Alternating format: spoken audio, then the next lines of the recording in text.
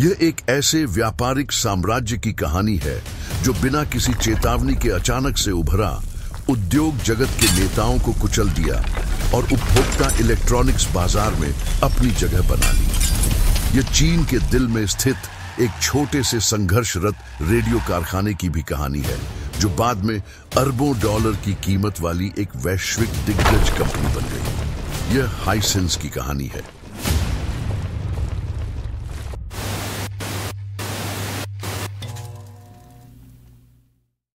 1959 में चीन के शेडोंग प्रांत के तटीय शहर किंगदाओ में एक वैश्विक इलेक्ट्रॉनिक्स दिग्गज बनने के बीज बोए गए थे। किंगदाओ नंबर 2 रेडियो फैक्ट्री, एक मामूली सरकारी स्वामित्व वाला उद्यम, एक ही मिशन को ध्यान में रखते हुए शुरू हुआ: घरेलू चीनी बाजार के लिए रेडियो का उत्पादन करना। यह छोटा कारखाना अपने सीमित संसाधनों और जनशक्ति के साथ उस समय चीन की औद्योगिक क्षमताओं का प्रतिबिंब था, क्योंकि चीन एक ऐसा देश था जो दशकों की राजनीतिक और आर्थिक परेशानियों के बाद अपने उद्योगों का आधुनिकीकरण करना शुरू कर रहा था। 1970 के दशक के मध्य तक, जब चीनी सरकार ने कंपनियों को अपने उत्पादों में विविधता लाने और अमेरिका जैसे देशों के साथ प्रतिस्पर्धा करने के लिए नवाचार करने के लिए प्रोत्साहित किया, तो किंगदाओ नंबर 2 रेडियो फैक्ट्री ने अपना ध्यान रेडियो से हटाकर एक नए क्षेत्र टेलीविजन पर केंद्रित कर दिया। 1975 में फैक्ट्री ने अपना पहला black and white TV set बनाया, जो उस युग की तकनीकी सीमाओं को देखते हुए एक महत्वपूर्ण उपलब्धि थी। इसने एक ऐसे परिवर्तन की शुरुआत को चिह्नित किया जो अंततः एक स्थानीय उद्यम को एक अंतरराष्ट्रीय ब्रांड में बदल देगा। तकनीकी बढ़त हासिल करने के लिए फैक्ट्री ने जापान की मात्सुशिता इलेक्ट्रिक, जो बाद में पैनासोनिक बन गई, के साथ भागीदारी की, उत्पादन तकनीक और तकनीकी जानकारी का आयात किया। इस साझेदारी ने कंपनी के भविष्य और विकास की नींव रखी, जिससे उसे उच्च गुणवत्ता वाले उत्पाद बनाने की अनुमति मिली, जो तेजी से विकसित हो रहे उपभोक्ता इलेक्ट्रॉनिक्स बाजार में प्रतिस्पर्धा कर सकते थे।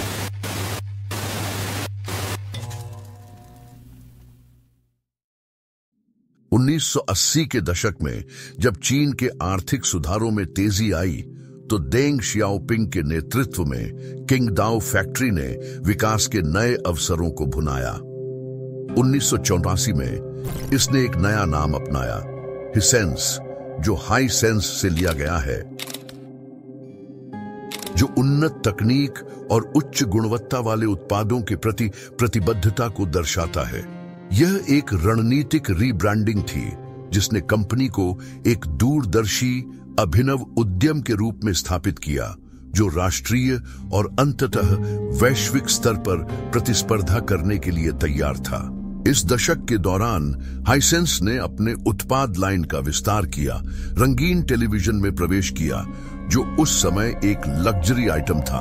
यह केवल रुझानों का अनुसरण करने से संतुष्ट नहीं था।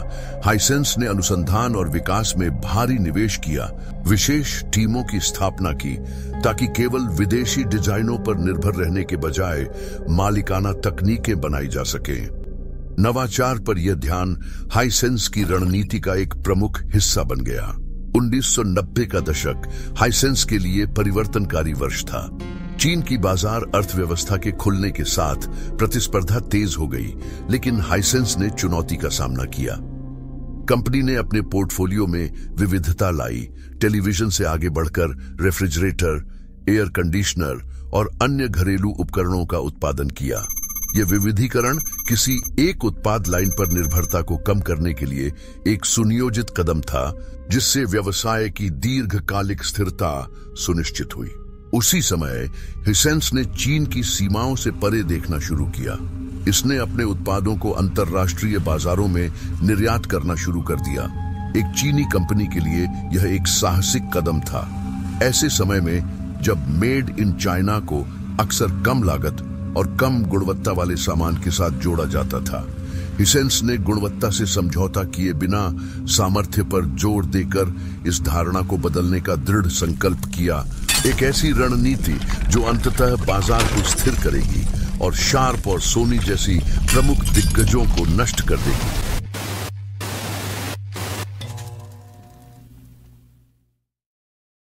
जैसे जैसे दुनिया डिजिटल युग में प्रवेश कर रही थी, हाइसेंस की महत्वाकांक्षाएं और भी साहसी होती जा रही थी। कंपनी अत्याधुनिक टेलीविजन तकनीक विकसित करने में अग्रणी बन गई। कैथोड रे ट्यूब टीवी से फ्लैट स्क्रीन एलसीडी और बाद में एलईडी टीवी में परिवर्तित हो गई।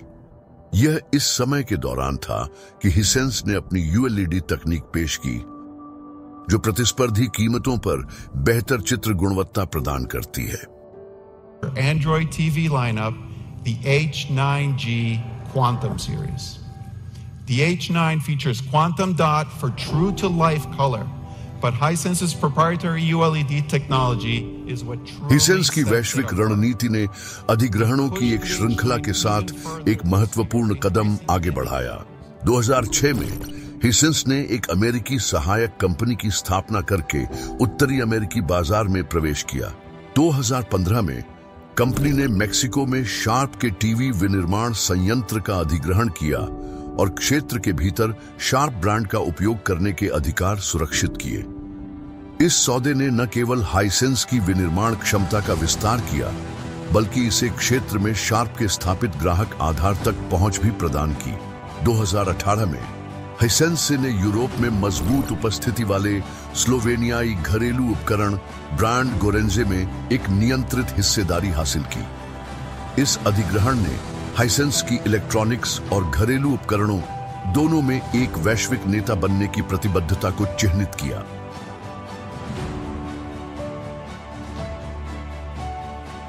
हाइसेंस ने ब्रांडिंग में भारी निवेश किया।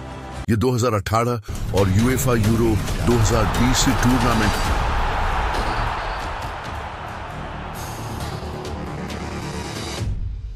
और 2022 में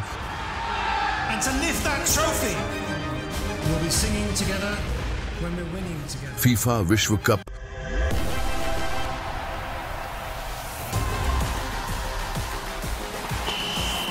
You've never seen a football game like this before. सहित प्रमुख अंतरराष्ट्रीय खेल आयोजनों का आधिकारिक प्रायोजक बन गया।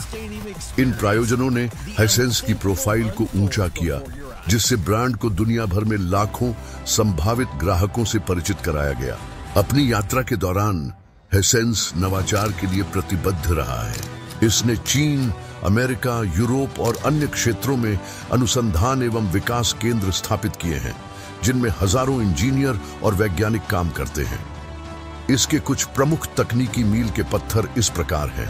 2004 में चीन की पहली डिजिटल मल्टीमीडिया प्रोसेसिंग चिप विकसित करना, 2008 में अपना पहला LED backlit LCD TV launch करना, 2014 में दुनिया का पहला 4K लेजर टीवी पेश करना, जिसने अपनी अल्ट्रा बड़ी स्क्रीन और जीवंत रंग प्रजनन के साथ घरेलू मनोरंजन में क्रांति ला दी। हाइसेंस ने अपने उत्पादों में आर्टिफिशियल इंटेलिजेंस और इंटरनेट ऑफ थिंग्स IoT को एकीकृत करते हुए स्मार्ट होम क्रांति को भी अपनाया है। रेफ्रिजरेटर से लेकर जो अपनी सामग्री के आधार पर व्यंजनों का सुझाव दे सकते हैं, एयर कंडीशनर तक जो कमरे में रहने वालों की संख्या के आधार पर ऊर्जा के उपयोग को अनुकूलित करते हैं, हाइसेंस के उत्पाद जीवन को अधिक सुविधाजनक और टिकाऊ बनाने के लिए डिजाइन किए गए हैं। आज हाइसेंस दुनिया के सबसे बड़े इलेक्ट्रॉनिक्स और उपकरण निर्माताओं में से एक है। 160 से ज्यादा देशों में मौजूदगी के साथ कंपनी सालाना अरबों डॉलर का राजस्व अर्जित करती है। इसके उत्पाद रेंज में television, refrigerator, washing machine, air conditioner और यहां तक कि मेडिकल उपकरण भी शामिल हैं।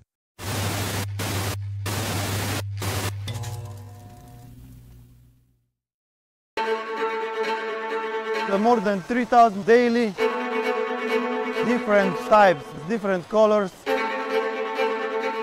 100% quality tested. अपनी वैश्विक सफलता के बावजूद हाइसेंस ने अपनी जड़ों को कभी नहीं भुलाया। इसका मुख्यालय काइंगदाओ में है, जहां से इसकी शुरुआत हुई थी।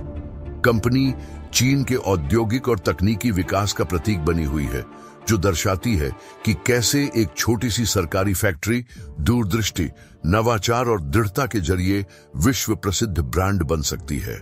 एक व्यक्ति द्वारा स्थापित अन्य कंपनियों के विपरीत हिसेंस की कहानी किसी संस्थापक की नहीं, बल्कि सामूहिक प्रयास की है, जो चीन के वैश्विक आर्थिक महाशक्ति में परिवर्तन के व्यापक दृष्टिकोण को दर्शाती है।